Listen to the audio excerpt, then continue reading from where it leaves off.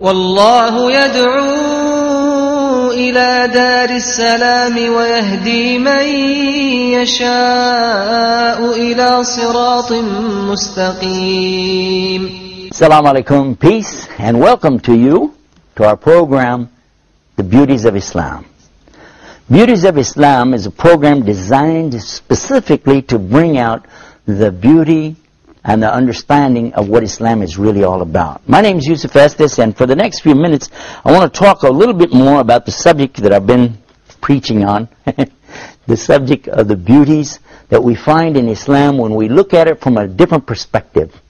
A human being looks at everything from the human being point of view. You and I are not able to really look at life from the point of view of a blade of grass or a flower or a tree. We can't really know how a tree is looking at everything, but the one who created that tree obviously knows all about it. And who is the creator of everything? And that's what we're talking about now. We're talking about Allah. What is it that the Muslims believe about Allah? What do we understand about Allah? And this is one of the beauties. We understand Allah to be unlike. That's the first thing that we're going to say. Allah is unlike. Unlike what? Unlike anything that you're going to be able to describe. Because everything that we are aware of is in the creation. So if the God is in the creation, that means He's created. And the logical question somebody's going to ask you, well, who created God? And then what will be your answer? So the Muslim understands this beautiful concept that God is not in the creation and He is not like the creation. He is outside of His creation in a manner that best suits Him, being God.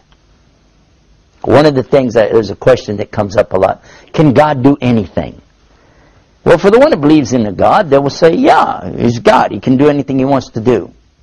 A human will naturally attribute that to God because we're not God. There's a lot of things we can't do, and we want God to be kind of like Superman. He can do anything, you know, He's God, Superman, sort of. But for the Muslim, that doesn't work. Number one, we don't compare God to a man, even Superman. And we don't put God like the creation or in the creation. And then there's another point, too. We know that Allah is not having limits like anything in the creation itself. Who is God? What is God? And this is, like I said, one of the most beautiful concepts that you'll ever imagine. To first begin with what He is not. And this is how He begins. La ilaha illa anta subhanaka inni kuntu minadh dhalimin. A beautiful statement that was said by one of the prophets. Peace and blessings be upon him. And this is that there is none like Allah to be worshipped. Only Allah is to be worshipped. But then it glorifies in His majesty above all things and says, for sure, the wrongdoing is coming from me. A very healthy statement, by the way, for a human being to come to this conclusion. God's perfect, and I'm not. But when we talk about God's existence, how do we understand this? And how do we justify what God does and doesn't do? Can God do anything? Actually, the Muslim's going to say, you're trying to compare Allah to His creation again. What God does and doesn't do. For instance, somebody would say, well, if God can do anything, could He be a man? Right away, the Muslim would say, no. Well, could He lie? No. Could He die? No. Could God cheat? No. These are things that, you're saying bad things about God. So these are things He doesn't do. How do you justify that? At the same time, you're saying God could do anything. Well, Muslims don't say that. We say, La hawla wa la quwwata illa billah. There is no might, there's no power except the might and the power of Allah. And we say, Allahu ala kulli shay'in qadir. This means that Allah is capable of doing whatever He wills to do. There's a but. Look at this. But Allah never wills to do something that will make Him not be who He is. In other words, He would never will to die, because He's what? He's al-hayy, which means the eternally alive. Which now brings us to another area of beliefs in Islam.